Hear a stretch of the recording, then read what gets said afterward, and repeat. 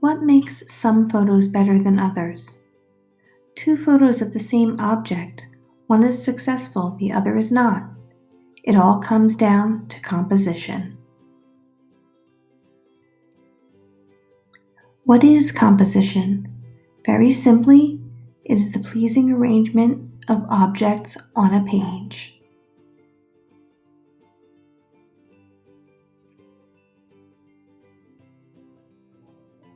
The rule of simplicity states that the background does not distract from the subject. This can be achieved in 3 ways. The first would be change your angle. If background objects are distracting, move so that they are no longer in view. The second would be to get closer to your subject in order to crop out these objects. And the third would be to use depth of field in order to blur the distracting background objects.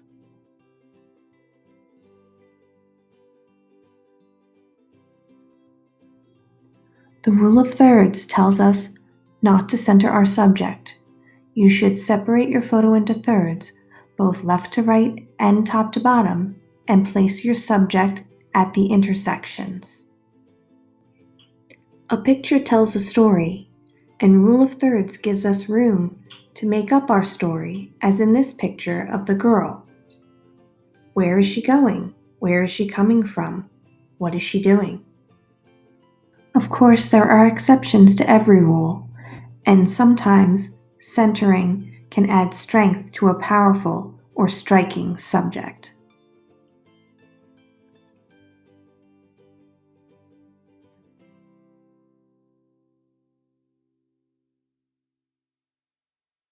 Balance is an equal distribution of visual weight.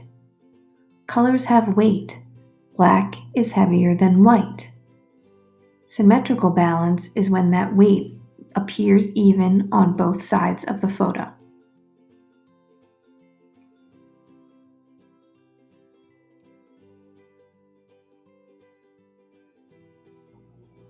Asymmetrical balance occurs when an image does not appear the same on both sides. However, the visual weight is equal. For instance, in this photo, the area of black is evened out by the large area of white surrounding it.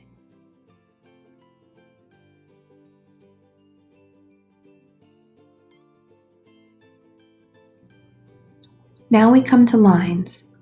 All lines provide visual movement for photos. The S-curve is the most graceful of all the lines. The eye follows the line slowly back into the photo, giving depth, a sense of foreground and background.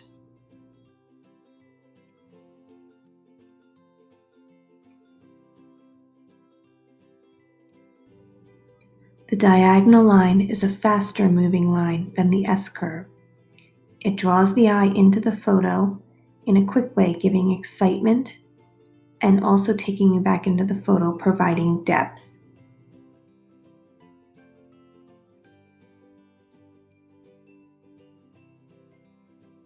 Repetitive lines give a sense of pattern and unity to a photo. However, they must be interrupted in order to keep the photo from becoming monotonous or boring. For instance, this photo would be a lot less interesting if the shutters were not open, allowing us a peek into the backyard.